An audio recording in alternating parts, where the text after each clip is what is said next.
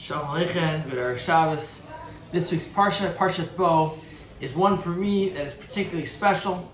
It is my Bar Mitzvah Parsha, but beyond it, it is a Parsha that we pull from 3 times throughout the year. We pull from this week's Parsha, and we read from this week's Parsha this week, right after Parshas Ve'era and Sefer Shemot.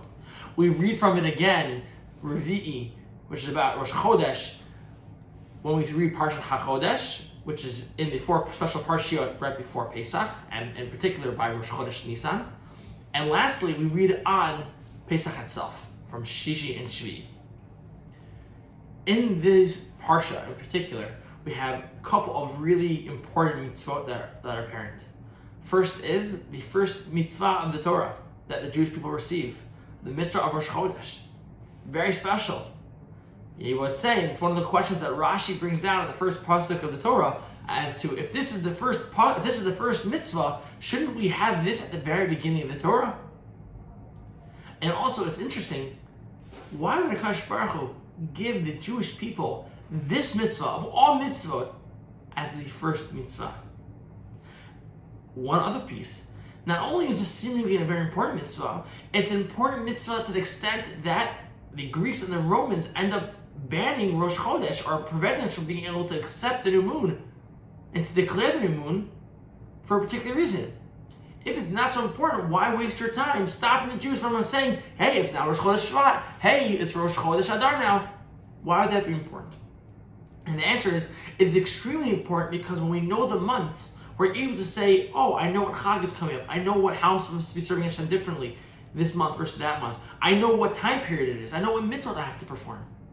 But Rosh Chodesh is actually the mitzvah of the Jewish people saying that they're going to sanctify time. Rabbi Jonathan Sachs Zatzal points out in his Haggadah that the difference between Shabbos and Rosh Chodesh, or Shabbos and Yom Tov, is who is the one that's being koveh, the one who's establishing the Kedusha of the day. Shabbos can be holy no matter what. Hashem established the Shabbos to be a holy day. But Yom Tov, Chag, is when the Jewish people establish it. Rosh Chodesh is our ability, and enables our ability to say that we are sanctifying this time.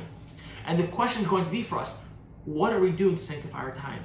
What do we do with our time that makes it something that's holy, that is sanctified? And as well in this Parsha, there's 2 other things that come up. There's also the Karban Pesach and Bris Milah. You can only have it from the Karban Pesach if you have a Bris Milah, assuming you're a man. Why? Because the Bris Milah is indicating that we are sanctifying our body, and Karban Pesach is us saying we are sanctified as a nation to thank Hashem for what He did for us. Together, the idea of Rosh Chodesh, Bris Milah, and Karban Pesach are all about us saying we are choosing to do something unique and special, that we are not wasting our time. It's not accidental. We are being intentional. We are appreciating what we have. And we're saying our time is valuable. Our connection to Hashem is valuable. We as Jewish people are valuable.